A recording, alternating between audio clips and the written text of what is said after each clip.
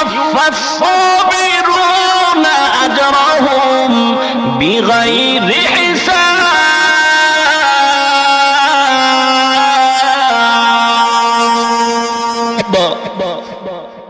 আল্লাহ কিয়ামতের ময়দানে বলবে, রে ধৈর্য ধারণকারী, বিনা হিসাবে জান্নাতে চলে যাও। আল্লাহর কাছে নেক আমল কবুল হওয়ার জন্য 3 নাম্বার জিনিসটা লাগবে ধৈর্য। ধৈর্যের পাহাড় ছিলেন পয়গম্বর ইব্রাহিম। নিজের সন্তানটাকে ধৈর্যের পরিচয় ছুরির নিচে দিয়ে দিয়েছেন। এটা ধৈর্যের চূড়ান্ত পরিচয়। আজকে তুমি জিকির করো, তাবলীগে দৌড়াও, নিজের ছেলে নামাজ পড়ে না, মায়া ছাড়তে পারো না রে মুমিন। হারাম টাকা কামাই করে তোমাকে দেয়, তুমি হজ করো আর বলো আমার মতো ভালো আর কেউ নাই। ওরে বান্দা, তুমি আসলে আল্লাহর এখনো খাঁটি গোলাম হতে পারো নাই। তোমার ভেতরে দুনিয়ার মোহব্বত পড়ে আছে। আল্লাহর খাঁটি বান্দা যদি হয়ে যেতে চাও, আমার আল্লাহ ছাড়া কেউ আপন না, আমার আল্লাহ ছাড়া কেউ আপন না, মা বাবা ভাই বোন কেউ আপন না, আমার আপন আল্লাহ। অতএব দুনিয়ার সবাই বেজার হয় হোক, আমার আপত্তি নাই, আল্লাহকে বেজার করা যাবে না। আল্লাহকে বেজার করা সম্ভব নয়। দুনিয়ার সব আমার বেজার হয়ে যায়, আপত্তি নাই। কারণ আমার মা আমাকে খানা দেয় না, বাবা খানা দেয় না, আমার ভাই আমার উপকার করে না, সাময়িক করলেও সেটা ভিন্ন কথা, কিন্তু আমার সব কিছুর মালিক কে? আরো জোরে বলেন কে? ইন্নাল্লাযীনা ক্বালু রাব্বুনাল্লাহ, আমাদের রব কে? নাকি টাকা, নাকি ক্ষমতা? টাকার মালিক ফেরাউন কই, নমরুদ কই? আল্লাহ পাক এক এক করে ধ্বংস করে ফেললেন। আজ ধনীদের নাম কেউ মহব্বতের সাথে নেয় না, বরং গরিব আমলওয়ালার নাম সবাই শ্রদ্ধা ভরে স্মরণ করে, ঠিক কিনা? অতএব আমার রবকে ইন্নাল্লাযীনা ক্বালু রাব্বুনাল্লাহু সুম্মা ইসতাকামু ফালা খাউফুন আলাইহিম ওয়ালা হুম ইয়াহজানুন।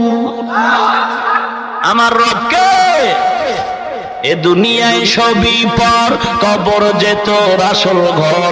এ দুনিয়ায় সবই পর, কবর যে তোর আসল ঘর। কেমন সেথায় থাকবি পরে, শুধুই মাটির বিছানা। কেমন সেথায় থাকবি পরে, শুধুই মাটির বিছানা। চিন্তা করে দেখো না, কবরে কি যাইবা না। যেই কবরে আল্লাহ সারা বন্ধু কেহ থাকবে না, যেই কবরে আল্লাহ সারা বন্ধু কেহ থাকবে না। চিন্তা করে দেখো না, কবরে কি যাইবা না। চিন্তা করে দেখো না, কবরে কি যাইবা না। দিলে ভরা অহংকার, চিনো না আজ খোদার ঘর। দিলে ভরা অহংকার, চিনো না আজ খোদার ঘর। নামাজের লাগিয়া কি তোর মোটেও মায়া লাগে না। নামাজের লাগিয়া কি তোর মোটেও মায়া লাগে না। চিন্তা করে দেখো না, কবরে কি যাইবা না। যেই কবরে আল্লাহ সারা বন্ধু কেহ থাকবে না। চিন্তা করে দেখো না, কবরে কি যাইবা না। অবশেষের ঠিকানা শুধুই মাটির বিছানা। ভাইরা আমার, আস্তে আস্তে শীতের দিন লাগাই দিয়া ঘুমাও, কত আরামের তোমার ঘুম। দুনিয়ার কোনো টেনশন তোমার ভেতরে নাই। মনে করছো মায়ের কোলে ঘুমাও, বারবার জমিন তাকে দেখো, আমার মুসলমানরা ঘুমাইতে পারে না। গত মাসে 13-14 তারিখে কক্সবাজার টেকনাফ গিয়ে সচক্ষে তাকায় দেখতেছি, সাগরের ওই পারে বার্মার মুসলমানের বাড়িতে আগুন। চিল্লায়া কান্না করে মুমিন। শুনলাম ওই টেকনাফ বর্ডারের পাশে আমার মুসলমান বার্মার মুসলমানেরা খাওয়া নাই, ঘুম নাই, ঘর নাই। এ শীতের রাতে আকাশে দিকে চিল্লায় কাদের মালিক, কপাল বুঝে খারাপ হয়ে গেল। মা খানা চায় না, কোলের মধ্যে শিশু বাচ্চা, ওরা বলে খাবার বাচ্চাটারে খানা পায়, বাচ্চাটাও খানা পায় না। মায়ের কোলে শিশু বাচ্চাটা না খেয়ে ধুকে ধুকে মরে যায়। আমাদের মোলামায়ে কেরাম আমরা বলেছি, আমাদের সব ওলামায়ে কেরাম একমত হয়ে বলেছি, চরমনায়ের হযরতের আওয়াজ, আমরা সরকারি কোনো অনুদান চাই না, এদেরকে আমগো কিনারে পৌঁছায় দাও, আমরা 3 বেলা খানা ভাগ করে তাদের নিয়ে খাবো। সহ্য করতে পারি না রে মুমিন, সহ্য করতে পারি না। মনে করেছো আরামে ঘুমাইতেছো, 2টা গরু একটা ধানের খেতে ধান খায়। কয়টা গরু ধান খায়? 2টো গরুতে ধান খায়। মালিক এসে একটা গরুর উপরে বেত্রাঘাত করলো, একটার উপরে পানি দেওয়ার পরে বাকি গরুটায় দৌড় দিছে। জিজ্ঞাসা করে, গরু তুই কেন দৌড়াও? তোরে তো বেত দিয়া মারে না। কাফি ডাক দিয়া কয়, ভাই আমি ভালো করে জানি ওর পরের সিরিয়াল হলো আমার, এরপরে পিটা আমার। ওরে বাবারে মুসলমান, চালাকি করবি না। মনে করেছে দেশে আমাদের মুসলমানের অভাব নাই, আর আমি ঘুমায় থাকবো না, না, কপালে লিখে নাও। ওই বেঈমানের গোষ্ঠী বারবার মুসলমানকে টার্গেট শুধু করে না, কপালে লিখো তারপরের সিরিয়াল তোমার আমার।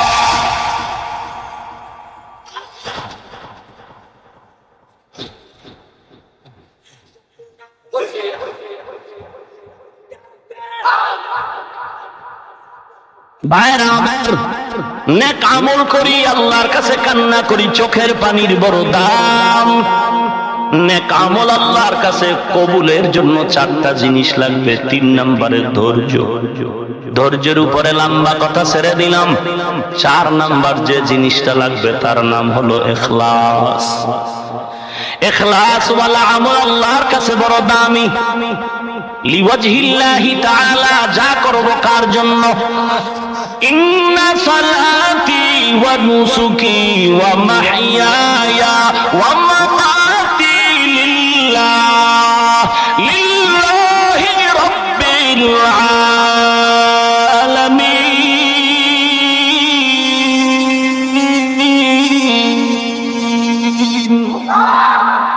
कलाम जिंदा कुरान हकीम हिकमत ला यज़ाल सतो कदीम जमीउल इल्म फिल कुरान हकीम तकासर अन्हु अफहामुर रिजाली। नेक আমল কবুলিয়তের জন্য কয়টা জিনিস লাগবে? 1 নম্বরে ইলম, 2 নম্বরে বিশুদ্ধ নিয়ত, 3 নম্বরে ধৈর্য, 4 নম্বর হলো ইখলাস। ইখলাস এমন একটা সম্পদের নাম যেটা চোখে দেখা যায় না। আল্লাহ আমাদের এই 4 গুণওয়ালা নেক আমল করার তৌফিক দান করে। আর একটু আগাবো, বেয়াদবি করাটা ঠিক, আগাবো, আল্লাহ কবুল করেন। আগামী কালো মাহফিল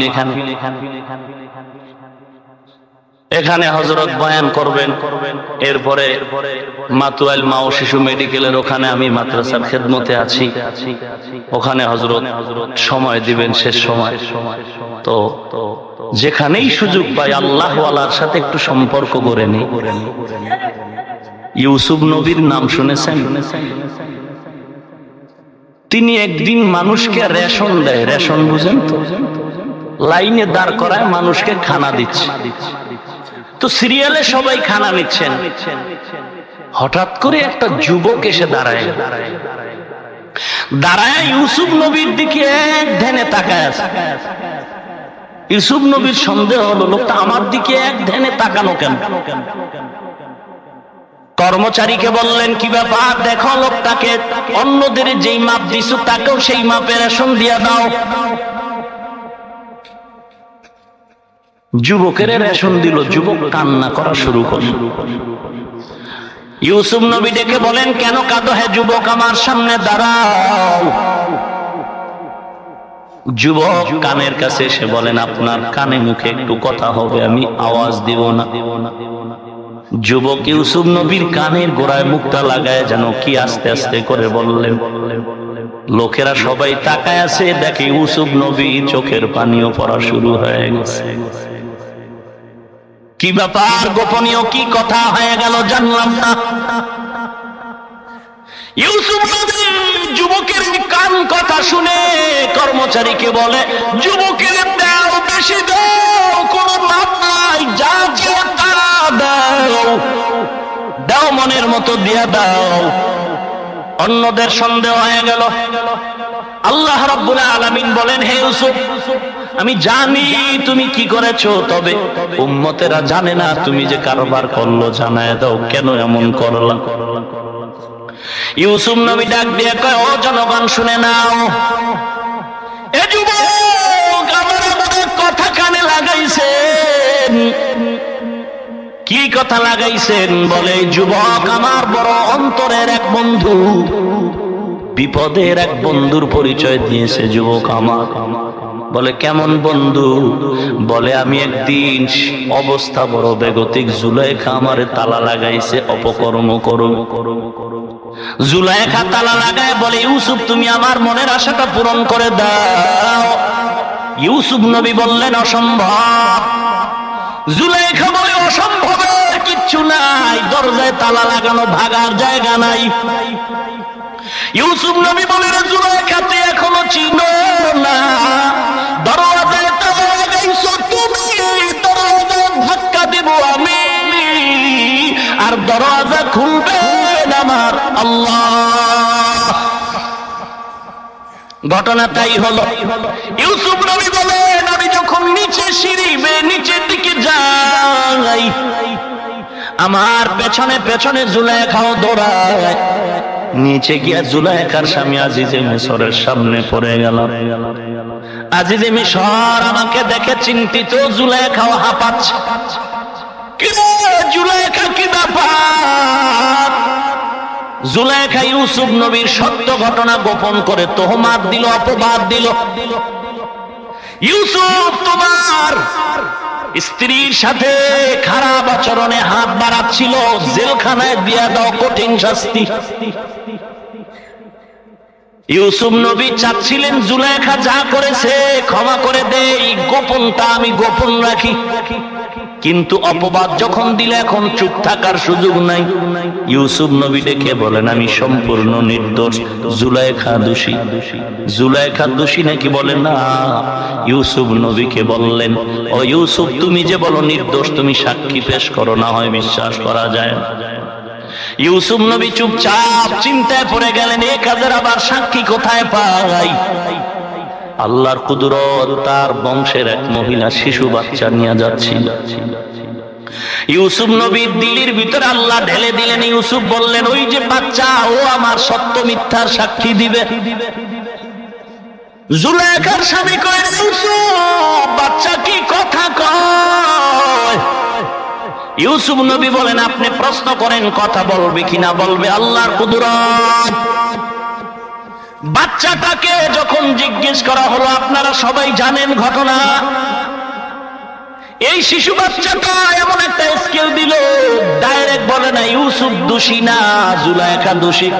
ডাইরেক্ট যদি বলে ফেলতো ইউসুফের প্রতি অথবা বাচ্চার প্রতি খারাপ ধারণা হতো বাচ্চা। বলে নাই, একটা স্কেল দিয়ে দিল ইউসুফ নবীর জামা, জামাটার সামন দিক থেকে যদি সেরা হয় ইউসুফ দোষী, পেছন দিক থেকে যদি সেরা জুলাইখা দোষী। আমি জানি না কে দোষী কে নির্দোষ, স্কেল দিলাম, মাপ দিয়ে দেখো কে দোষী কে নির্দোষ।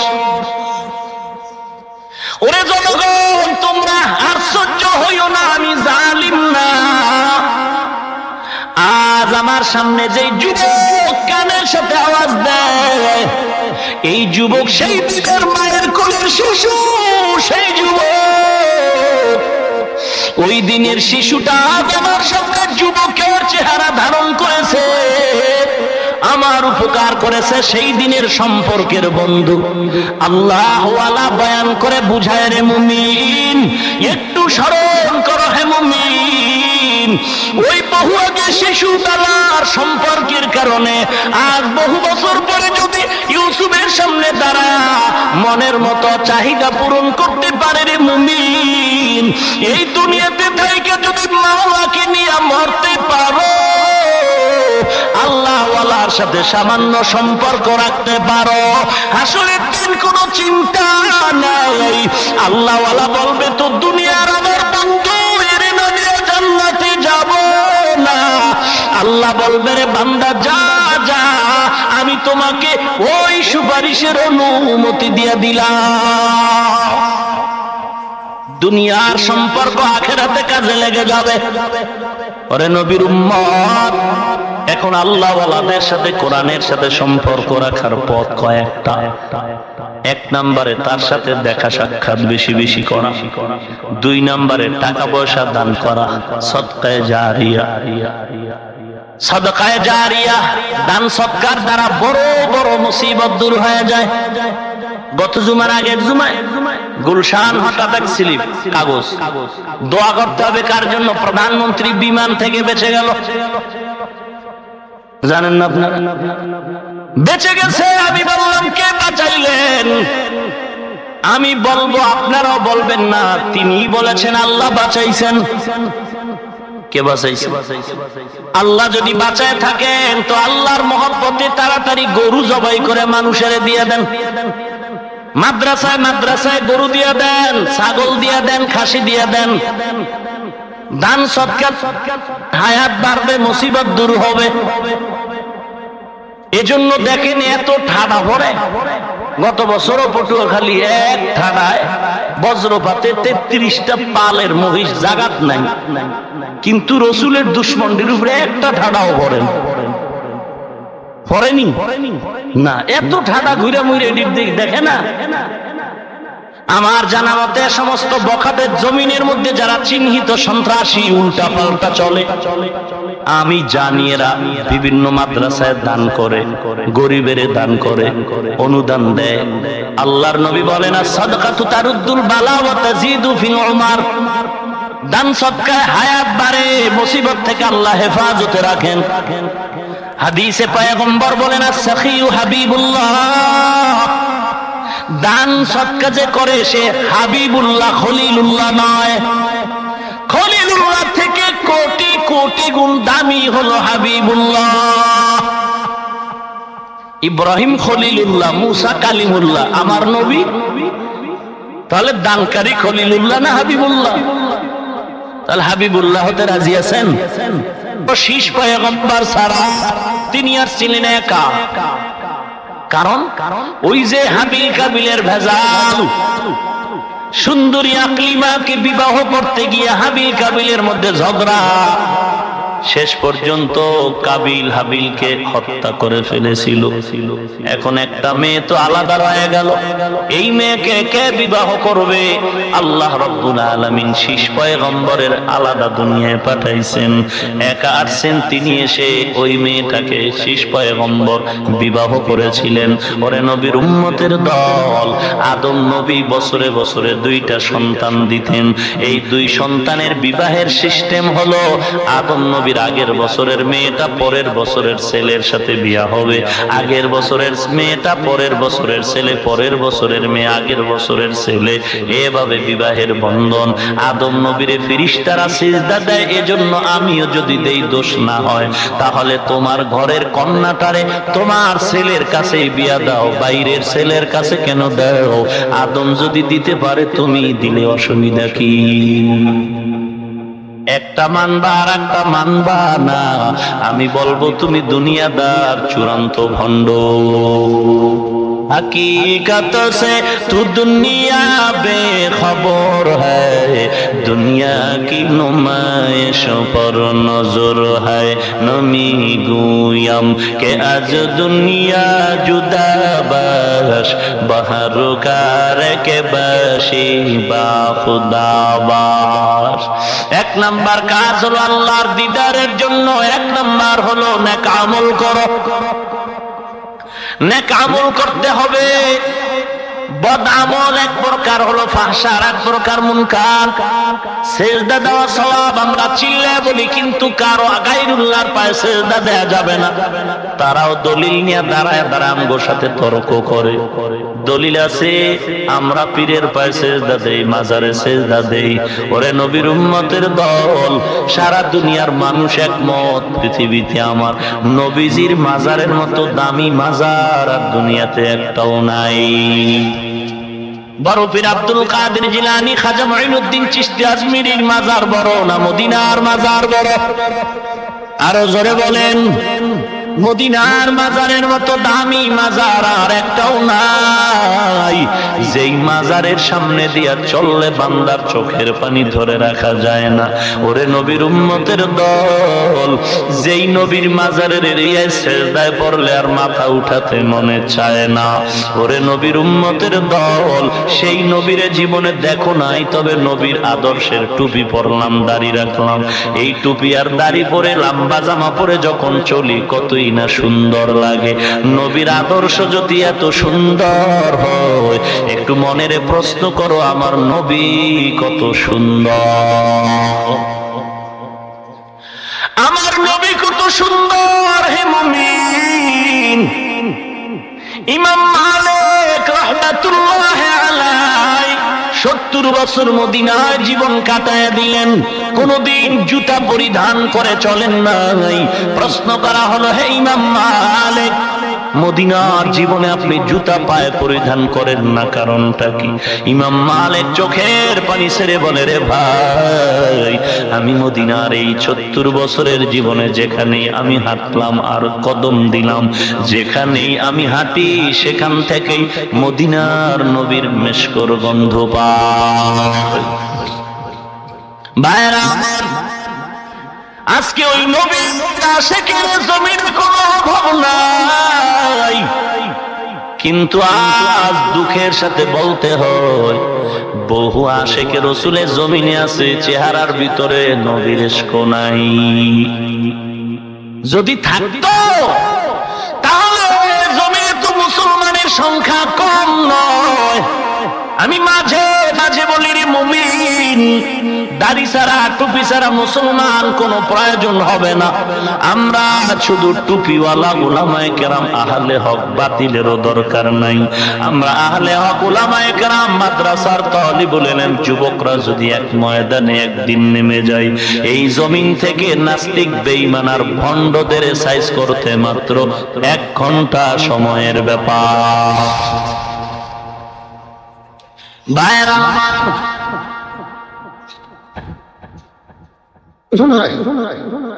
আমাদের ভেতরে ঐক্যের বড় অভাব। নবীর উম্মতের দল কত শেখ, আজকে তুমি নবীর আশিক দাবি করে চিল্লাও, কই তুমি আজকে তোর দলের পেছনে দৌড়াও, নেতার বিরুদ্ধে কথা বলার কারণে লাঠি মিছিল করলা, নেত্রীর বিরুদ্ধে কথা বলার কারণে লাঠি মিছিল দাও, পীরের বিরুদ্ধে কথা বলার দ্বারা তুমি আজ পীরের পক্ষ নিয়ে লাঠি মিছিল দিলে। রে আশিকে রাসূল, তুমি কি শোনো নাই, একদল বেঈমান বলেছে মায়ার নবীর দাড়ি মোবারক ছাগলের মতো ছিল।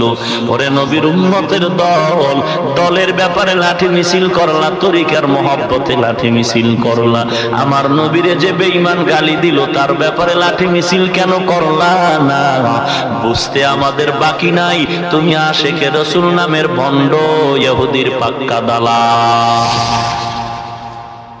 না হয় আজকে যদি তোমার ঈমান আর ইশকটা খাঁটি হয়ে যাইতো, তাহলে এই বাংলাদেশ মুসলমানের দেশ, উলামায়ে কেরামের দেশ, পীর আউলিয়ার দেশে সকল অপরাধীদের ফাঁসির আগে আমার নবীর দুশমনের ফাঁসি হয়ে যাইতো। ভাইরা আমার, আসলে আল্লাহর পরিচয় এখনো পাই নাই, নবীকে চিনি নাই রে মুমিন।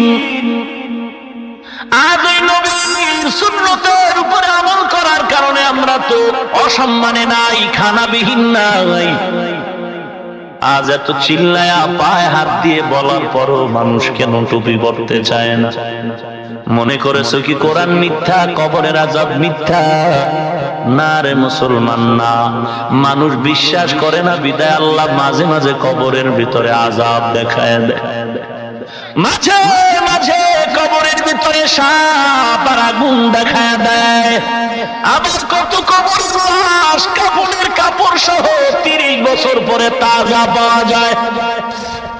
যত কবরে আযাবের খবর শুনেছি সবগুলো বেনামাজির কবর, আর যত কবরের লাশ কাপড় সহ তাজা পাওয়া গেল আমরা খবর নিয়ে দেখেছি সব কবরওয়ালা হলো আল্লাহর খাঁটি গোলাম, জিকির করনেওয়ালা নামাজি বান্দার লাশ।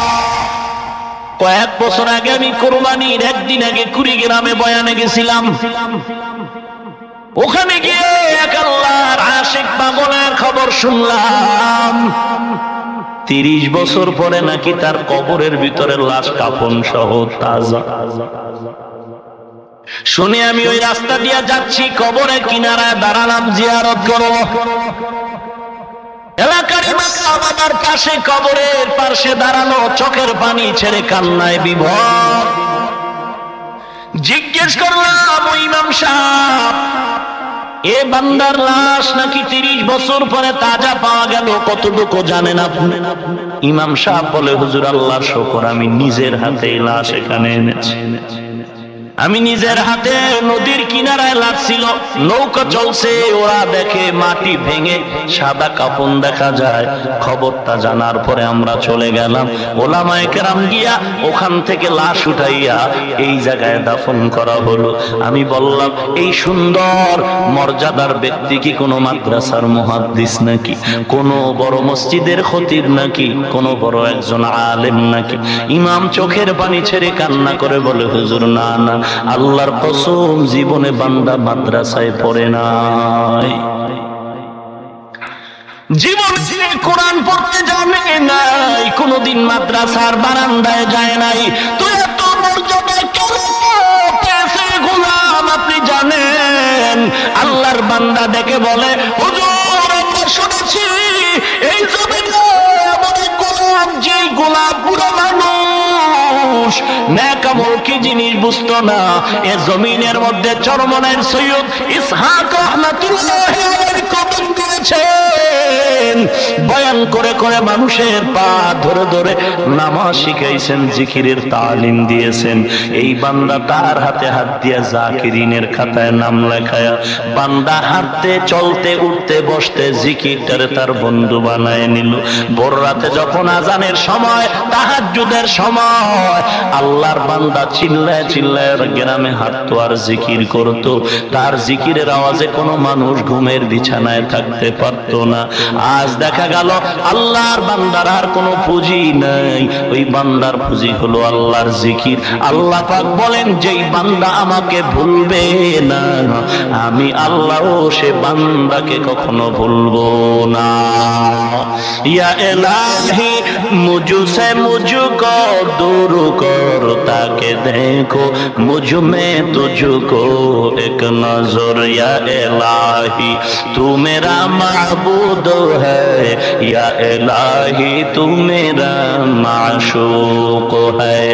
আল্লাহ পাক বলেন, বান্দা নেক আমল করো। 1 নাম্বার, যদি আমি আল্লাহর মুতাকাত চাও, নেক আমল যদি করো, ওরে নেক আমলটাও তুমি সাধারণ ভাবে করলে হবে না, এমন ভাবে তুমি নেক আমল করবা যে আমলের মধ্যে কমপক্ষে 4টা গুণ থাকবে। মুআয ইবনে জাবাল পয়গম্বরের সাহাবী বলেন, নেক আমল আল্লাহর কাছে গ্রহণ হওয়ার জন্য 4টা গুণ থাকতে হবে। 4টা কাজ, 4টা গুণ না থাকলে বান্দা নামাজ পড়বে, নামাজ কবুল হবে না, বান্দা জিকির করবে, জিকির কবুল হবে না। নেক আমলের জন্য আল্লাহর কাছে যদি আমলটা পছন্দনীয় বানাতে চাও, 4 গুণ নিয়ে বান্দা নেক আমল করো। 4 গুণের 1 নাম্বার গুণ হলো বান্দার ইলম লাগবে। নামাজ পড়া ফরজ, নামাজ কেমনে পড়বো তার ইলম শিক্ষা করাটাও ফরজ। নামাজ বান্দা নেক আমলের জন্য 4টা গুণের 1 নম্বরে লাগবে ইলম। ইলম নেওয়ার জন্য পথ 2টা, কিতাবুল্লাহ, রিজালুল্লাহ, আল্লাহর কিতাব কোরআন আর সুন্নাহ। আর দ্বিতীয় হলো ব্যক্তি। এই ব্যক্তি আবার আল্লাহ পাক 4 দল বানায় দিয়েছেন। উলাইকা মাআল্লাযীনা আন'আমাল্লাহু আলাইহিম মিনান নাবিয়্যিন ওয়াস-সিদ্দীকিন ওয়াশ-শুহাদা ওয়াস-সালিহিন ওয়া হাসুনা উলাইকা রাফীকা। 4 জন বন্ধু বানায় দিলাম, নবীগণ, সিদ্দিকগণ, শহীদগণ, সালেহগণ। এইদের মাধ্যমে তুমি ইলম অর্জন করো। তবে কিতাবের থেকে ব্যক্তির মর্যাদা আল্লাহর কাছে অনেক বেশি। কারণ এই জমিনের মধ্যে আল্লাহর প্রতিনিধি খলিফা 1 লক্ষ কি 2 লক্ষ 24,000 পয়গম্বর কম বেশ, অথচ কিতাব আসলো মাত্র 104 খানা।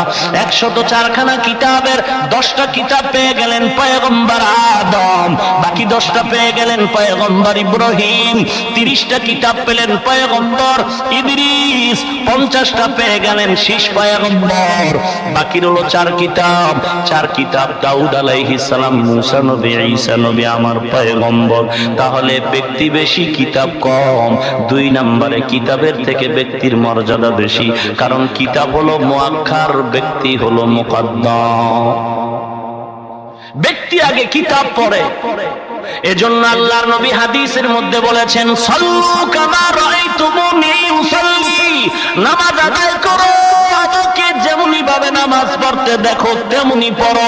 কিতাবের ভিতরে যেমন দেখো এমন বলে নাই, কারণ কিতাবের মধ্যে যদি দেখো ভেজালে পড়ে যাবে।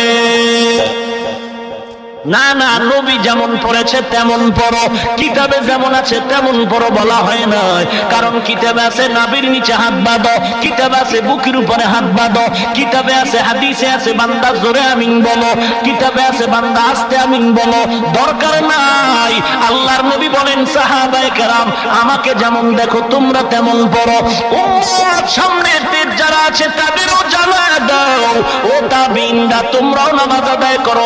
আমাদের সাহাবায়ে কেরামদেরকে যেমন দেখো তোমরাও সামনের লোকদের জানায় দাও, ও তাবিঈন তোমরাও নামাজ আদায় করো। আমাদের তাবিঈনদের যেমন দেখো তবে তাবিঈনরাও জানায় দাও, ও উলামায়ে মুতাকাদ্দিমিন আমাদের যেমন নামাজ আদায় করতে দেখো তোমরা তেমন পড়ো। উলামায়ে কেরাম সাধারণ মানুষের জানায় দাও, ও সাধারণ মুমিনের দল, বাংলা বুখারী পড়ে চিল্লাইও না, আরবি কিতাব বুঝো না, কোরআনের ইবারত বুঝো না, হাদিস বুঝো না। অতএব উলামায়ে কেরাম আহলে হক, কান্না আলেম, হিংসুক আলেম না, অহংকারী আলেম।